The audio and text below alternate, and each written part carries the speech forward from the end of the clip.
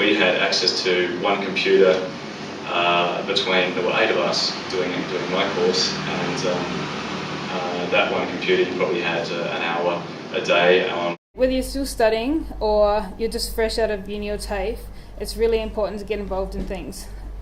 So this could be just like volunteering at an AGDA event, being part of a mentoring scheme, teeing up your own work experience, or just getting out there and attending events. After completing my first 3 years at uni, I sort of felt that I really wasn't ready to step out into the real world, or just have the folio that was where I wanted it to be. So I applied for what back then was known as the honours program. By the end of honours, I wasn't quite ready for work, as Simon has said.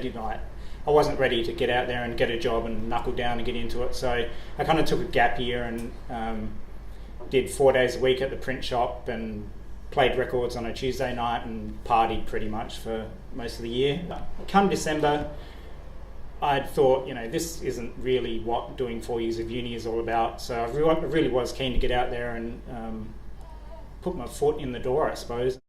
And with 30 to 40 odd graduates from TAFE and around about 100 uni students as well, it does make competition pretty tough. It was towards the end of my honours year that the guys from Voice approached the course coordinator, and they were just looking for students that they would, that were worth interviewing. So I was fortunate enough to get an interview, and as you can probably guess, I did get the job. I really actually want to work with Nick, so I went out there, I did it, I actually put it on the line, and he was gracious enough to admit me in for, I think it's about a day a week or maybe 2 days a week. I think I just started by trying to make a list of who I would go and see, and I just shopped a folio around that of all my uni work, and it didn't go probably as well as I would have liked. If you go for an interview and don't get the job, don't be disheartened. Treat it as a way of gaining confidence and experience, and to make the next one even better. It's quite a good chance to turn the interview back around on your potential employers. Think of some questions that you'd like to ask and suss them out and see what they're like. But my portfolio tip is really simple. I just say put your best stuff in, don't put all your stuff. Make sure you know what you've got. And generally, if it's 5 or 6 pieces, you're going to know them inside out, so you can talk about them, you can elaborate about where you ended up, why you got there, how you got there. And always be proud of what you present, because you're the one that has to sit there and sell yourself, so you've got to be proud of it. You might have an amazing folio, but if you don't have the right chemistry, it's not going to really end well. There's little things like just working from 9 to 5. When the longest thing you've had to do for the last few years is sit in a studio for 4 hours. It does come as a bit of a shock. Learn a lot about idea generation, finished artwork, how the company works, just dealing with clients, I guess. The whole nitty-gritty, like other speakers have said, about stuff you don't really learn at uni, or you can't really learn at uni. You've got to get out there and get into it. Preparing quotes, meeting with printers, paper suppliers, emailing clients, fixing the fax machine, clearing paper jams.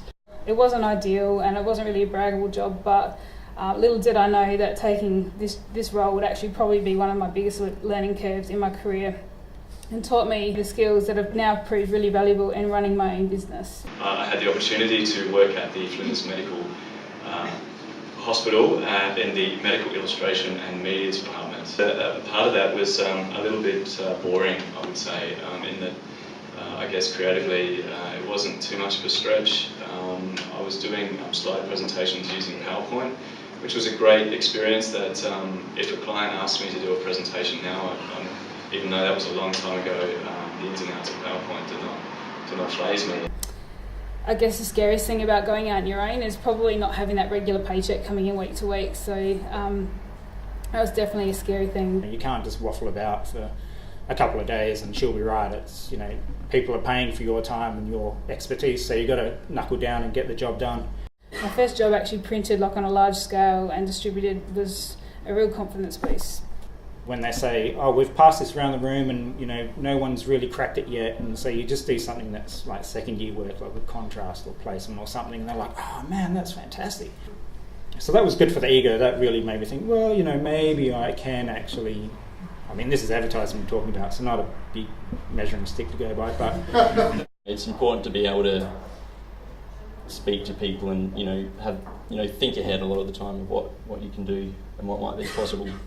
These tins were manufactured in China, so we had to deal with a broker here, and then we had to factor in such things as like quite long shipping times and long turnarounds on proofs. So, you know, it starts off, you know, you get a brief. As designers, we start our research, and then we start working on individual concepts. And we meet as a group, we review what we've found and come up with. Then we shortlist the ideas, we refine them further, and then we meet with the client, we present these. Hopefully the client agrees on a direction, and we start production. And then you get a phone call from the client who injects a last minute idea that their boss saw in a magazine. We begrudgingly execute this idea and we present them with a final design. For websites, I work with another designer. We sort of collaborate because it's not really my field, and so I just, you know, hand it over to a guru who knows what he's doing. So, and this arrangement works really well because it means that I can sort of provide all the services to my clients, but I don't actually have to go and employ anyone. You have the vision, but you work with other people to make it happen. So, you know, it's important to sort of be aware of who's out there and what they can do. One reason that we started Enoki, it's my wife and I started Enoki initially to design product together because we thought it was a great opportunity for her skills as an interior architect and my skills as a graphic designer to combine and create product together. And one of the great marries between interior architecture and graphic design is that you can follow branding right through a fit out. The actual process of design is much different in a working studio than it is as a student. Design as a student for me was quite a solitary exercise.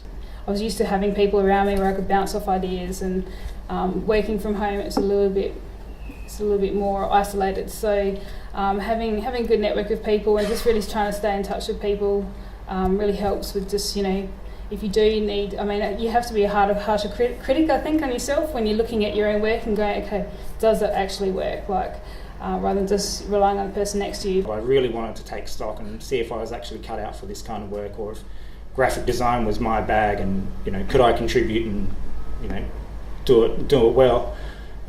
So I pretty much spent the first 3 or so months on my holiday doing some design work and watching Trailer Park Boys on the DVD, and just, you know, getting away from graphic design as much as I could so I could try and fall in love with it again, I guess.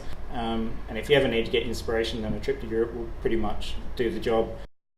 If it's not working out initially, like, don't give up, just keep plugging away. But if you feel that you're not feeling it, then walk away, like go for a walk, you know, go on holiday, you know, do whatever you got to do.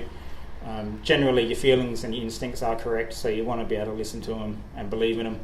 Do something you always wanted to do in design. So if you always wanted to illustrate something, if you always wanted to animate something, you know, if you want to design a typeface, you know, just do it. Just really believe in yourself, and try and do it with confidence, even if you're not confident.